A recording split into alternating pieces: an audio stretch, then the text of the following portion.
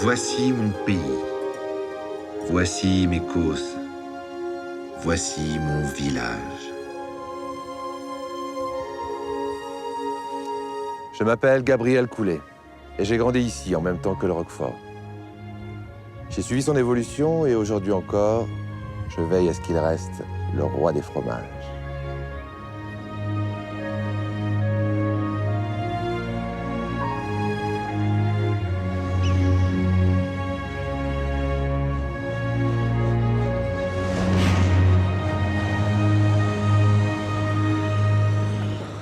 Tout a commencé un petit matin de 1872, dans la maison familiale située au cœur du village de Roquefort.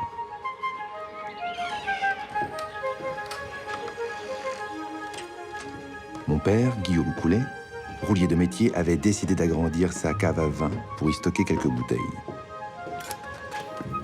Moi, je profitais d'un jour sans école pour lui donner un petit coup de main. Et malgré mon jeune âge, je charriais les lourds gravats en dehors de la cave. C'était rude, mais ça me permettait de passer un moment avec lui.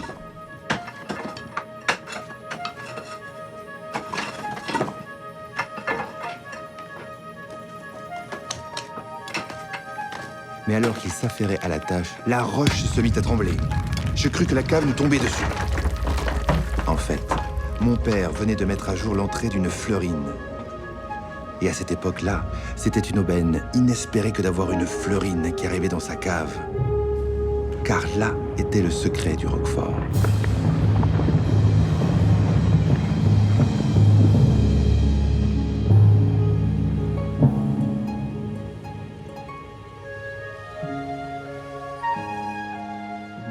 Et c'est ainsi que tout a démarré, avec la découverte de cette faille dans la petite cave de notre maison. Mon père a arrêté son métier de roulier, oublié sa cave à vin et commencé sa production de Roquefort.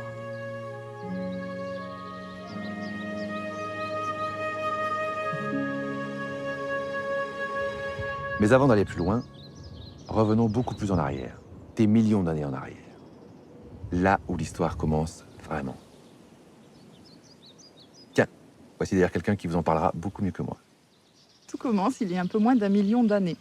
Pendant l'époque quaternaire, on a eu un ultime glissement du Combalou qui a formé cette espèce de dépression avec cette grande langue d'éboulis qui fait 2 km de long sur 300 mètres de large et qui a créé un réseau de failles qui a permis... Ces failles, on les appelle ici les fleurines, de l'occitan flarino, qui veut dire souffler. Je vous expliquerai plus tard l'importance de ces fleurines, mais c'est leur présence en quantité ici qui a permis le développement du Roquefort. Grâce à des fouilles archéologiques qui ont été faites le siècle passé, on s'est rendu compte qu'en fait, il y avait une civilisation chalcolithique qui habitait à Roquefort au moins en 3500 avant Jésus-Christ. Ces gens-là étaient agriculteurs et pasteurs. Ils avaient des caprins, mais ils avaient surtout des ovins. Ils faisaient du lait, ils faisaient du fromage, et nous avons retrouvé des fragments de faisselle dans les grottes qui prouvent que les gens faisaient déjà du fromage. En fait, ces gens-là étaient déjà les précurseurs du Roquefort. Pendant le premier millénaire, il est parfois fait référence à des fromages de cabane. Pline l'Ancien en parle, Charlemagne en parle.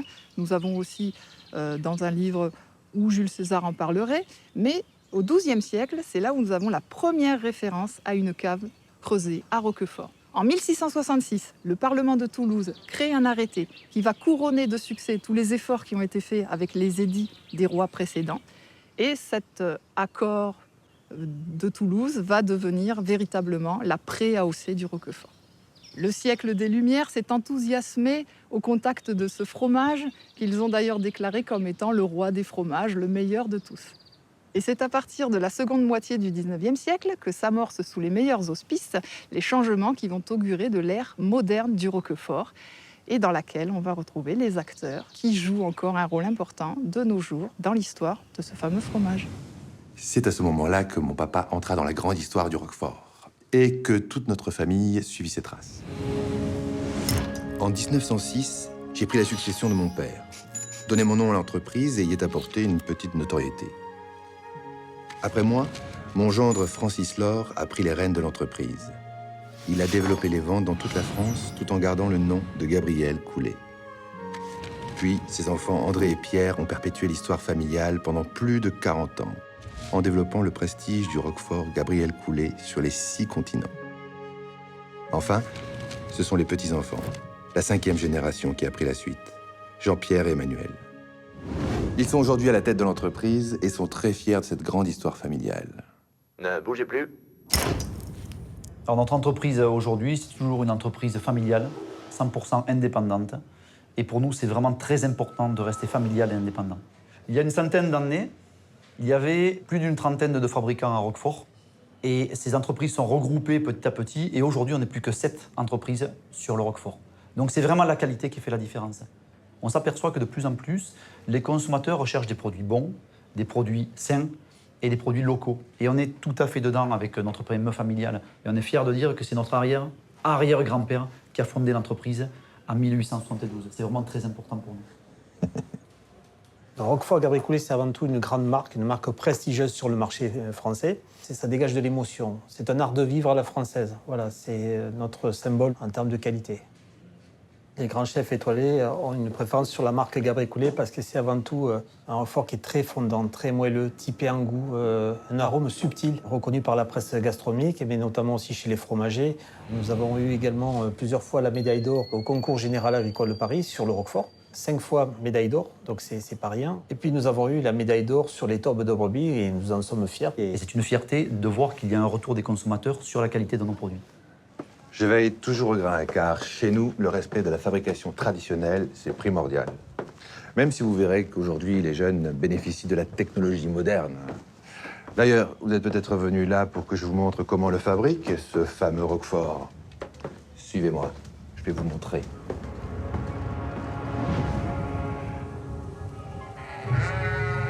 Depuis toujours, c'est cette petite bête qui est à l'origine du Roquefort, la brebis.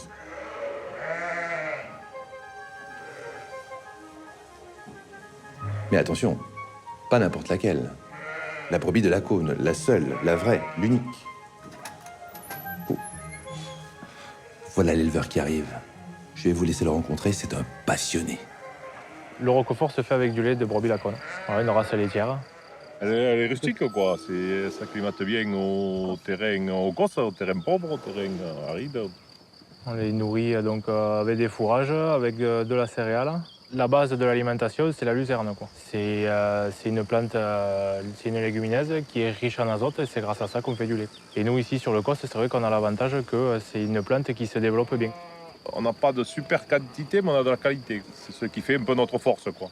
Il nous permet de faire un peu de séchage en graille, de le rentrer fourrage sec le maximum, quoi. Alors en quantité, il nous faut jongler par rapport aux années, par rapport aux cultures. Il nous faut produire, ressemer, avoir des plantes nouvelles. Ouais. Et ce qui nous permet de faire des stocks et d'être autonomes, quoi. Et puis suivre nos bêtes, quoi. Et, de toute façon, le truc est là, avoir l'œil et... C'est bien de faire du volume, mais il faut faire la qualité derrière. C'est sur ce territoire qui s'étend du Causse Comtal au plateau du Larzac et du Ségala au Mont Lozère que sont élevées nos brebis qui produiront notre précieuse matière première, le lait. On est une centaine de producteurs pour travailler pour Gabriel Coulet. Et... Nous, ici, on est vraiment à la fin du Coste Comtal. Gabriel Coulet, c'est vraiment en haut de cette zone-là. Avec nous travaillons en famille, quoi. Moi, je suis la deuxième. Mon fils est la troisième génération du Coste. Et voilà. Et on est content, de faire du lait pour le Roquefort Gabriel Coulet. Ouais. Ah oui.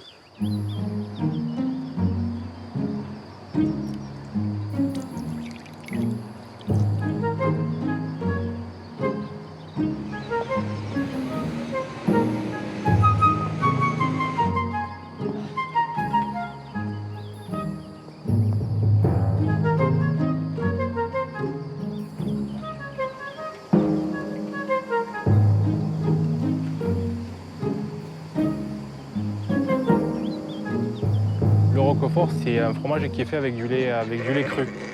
Ce qui veut dire qu'il faut que la collecte soit faite tous les jours, voilà, pour être transformé de suite. Donc la traite, c'est 2 fois par jour. Et donc le ramasseur de lait, le laitier, lui, il passe tous les jours.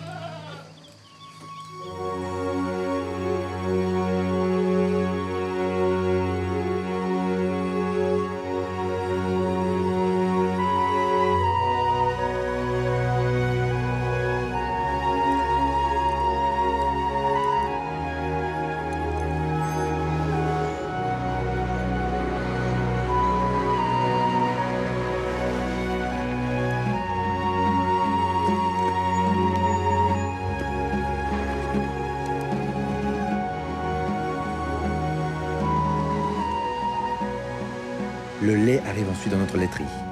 La magie de la fabrication du Roquefort peut commencer. Arrivé à la fromagerie, le lait est immédiatement contrôlé pour assurer la bonne qualité de nos produits tout le long du processus. Le lait est réceptionné, refroidi à 4 degrés pour permettre une bonne conservation. Et le lendemain, nous allons monter cette température à 33 degrés, qui est la température optimale pour le développement de la flore naturelle du lait. C'est la température dite d'emprésurage. C'est précis. À ce moment-là, nous mettons les ferments lactiques, le Penicillium roqueforti et enfin la présure qui va permettre au lait de passer de l'état liquide à l'état de gel.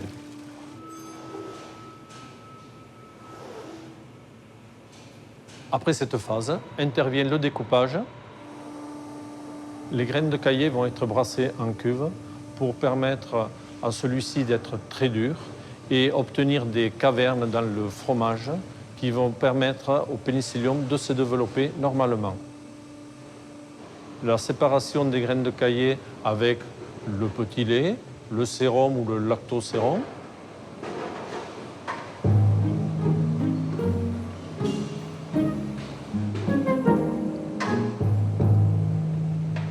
Nous sommes dans une phase essentielle de la fabrication du fromage, qui est le moulage. Chez Gabriel Coulet, nous moulons nos fromages à la main, sans les presser, pour obtenir une pâte aérée et uniforme. Ensuite, nous avons l'égouttage qui va permettre d'obtenir la forme finale du Roquefort. Donc les fromages sont égouttés dans cette pièce pendant 48 heures et sont retournés 7 fois. Les pains sont ensuite démoulés et marqués un par un avec le nom de la fromagerie. Après quoi, ils passent à la phase de salage. Un salage chez Gabriel Coulet se fait à la main avec du sel sec. On va saler le pourtour de ce fromage, la face, et enfin intervient le piquage des fromages. Cette phase-là va nous permettre d'avoir un contact direct entre le Penicillium roqueforti et l'oxygène. Les voilà prêts pour l'affinage. Direction les caves de Roquefort. Les caves ont été aménagées dans l'éboulis du Combalou. Et grâce aux fameuses fleurines, vous vous souvenez, je vous en ai parlé tout à l'heure. Eh bien, grâce à ces fleurines, la température et l'hygrométrie y sont d'une constance parfaite. Et ça, toute l'année. Il s'agit là de l'environnement idéal pour le développement du pénicillium. Ah, et d'ailleurs, voici nos pains qui arrivent à la cave.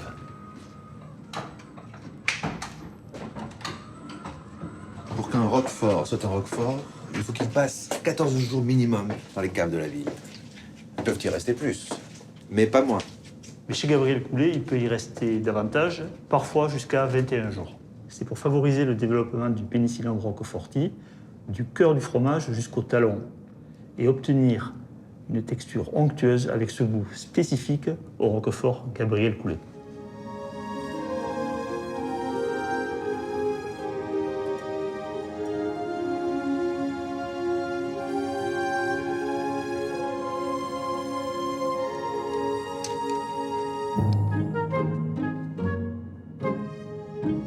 Oh, regardez, le maître affineur va effectuer un geste ancestral que mon père m'a appris et que j'ai transmis par la suite à mon gendre.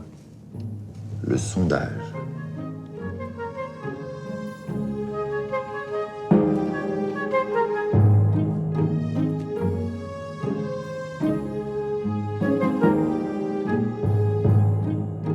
Bien, chaque matin, le maître affineur descend dans les caves pour sonder les fromages. Et en fonction de l'intensité du bleu et de la texture de la pâte, il va décider du moment idéal pour plomber les fromages. Quand le maître affineur estime que le pénicillium s'est suffisamment développé, les pains sont pliés dans un emballage protecteur. Le plombage sous un emballage protecteur va priver le fromage d'oxygène. Le pénicillium ne se développera plus, mais les enzymes vont continuer à travailler jusqu'à ce que le Roquefort obtienne sa plénitude de goût, de nuances aromatiques et de texture. C'est la maturation en cave froide qui dure au minimum 3 mois, mais davantage chez Gabriel Coulet, et qui peut se poursuivre pendant 2 ans pour des produits d'exception. Les pains sont enfin coupés en morceaux suivant les différents conditionnements pour partir dans le monde entier.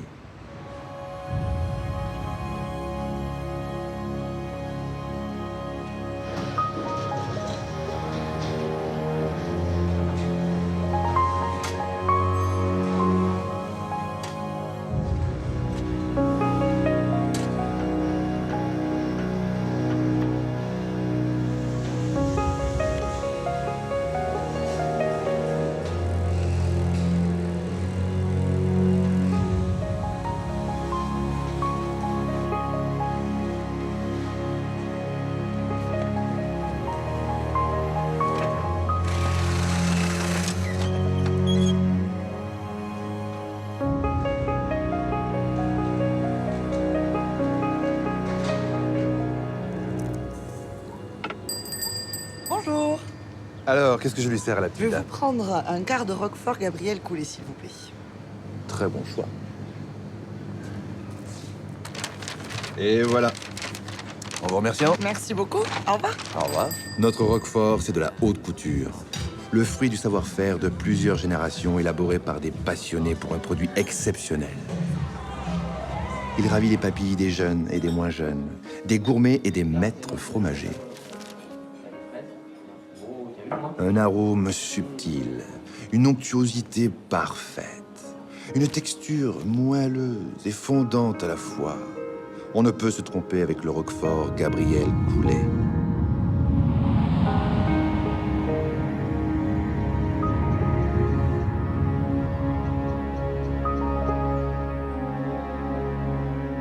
Ah, tiens, je les connais, ceux-là. Ce sont les enfants de Jean-Pierre et Emmanuel. Constance, Guillaume, Dylan et Kevin. La 6e génération de notre grande famille. À eux maintenant de perpétuer notre savoir-faire et notre engagement, comme nous l'avons toujours fait, en respectant les traditions, en préservant notre environnement, en s'attachant au bien-être des animaux qui produisent notre matière première, et plus globalement en s'inscrivant dans une démarche de développement durable pour les générations à venir. J'ai comme l'impression que l'histoire de Gabriel Coulet n'a pas fini de vous étonner.